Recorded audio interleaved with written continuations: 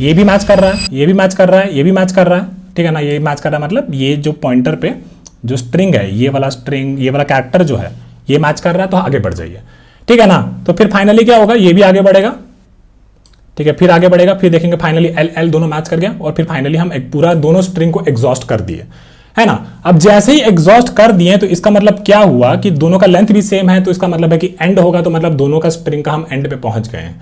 अब इस केस में हम बोलेंगे कि अगर हम पहुंच गए एंड में तो मतलब हाँ पैलिंड्रोम बन गया है, ठीक है ना। तो अब एक एग्जांपल समझ में आ गया, तो चलिए इसको जल्दी से कोड करते हैं, ठीक है ना।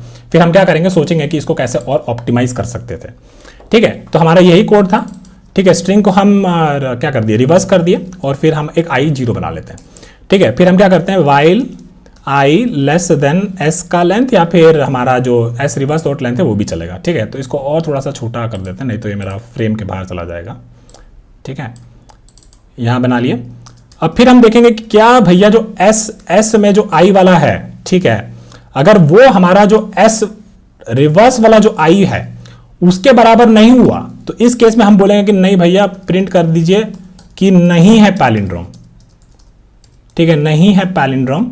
और यहां से हम बेसिकली मान लीजिए कि रिटर्न कर गए पहले ही, है ना, ठीक है। और अगर मान लीजिए कि अगला कैरेक्टर में देखना है तो हम क्या करेंगे, बस आई को जो है ना, आई को बस एक आगे बढ़ा देंगे, ठीक है। और अगर मान लीजिए इसके बाहर हम कभी आ गए तो इसका मतलब आई जो है पूरा पार कर गया है, तो इस केस में बोलेंगे हाँ भैया है पैलिंड्रोम, ठीक है। तो ये तो एक वे हो गया पैलिंड्रोम बात देखने का, ठीक है ना। इसको आप प्रोग्राम के थ्रू भी रन करके चेक कर सकते हैं। तो ये तो एक बता दिया कि चलो ठीक है इसमें पैलिंड्रोम है, ठीक है। लेकिन इसमें एगो दिक्कत है, दिक्कत ये है कि हम पहले जो एप्पल वाला जो स्ट्रिंग था ना, इसका एगो नया स्ट्रिंग बनाए, ठीक है, इसको एगो नया स्ट्रिंग बनाए। तो हुआ क्या कि जो एस जो था ना वो बेसिकली एगो स्ट्रिंग एप्पल को पॉइंट कर रहा था, APPLE, और जो एस जो रिवर्स था ना ये बेसिकली पॉइंट कर रहा था किसको, ये पॉइंट कर रहा था ELPPA को।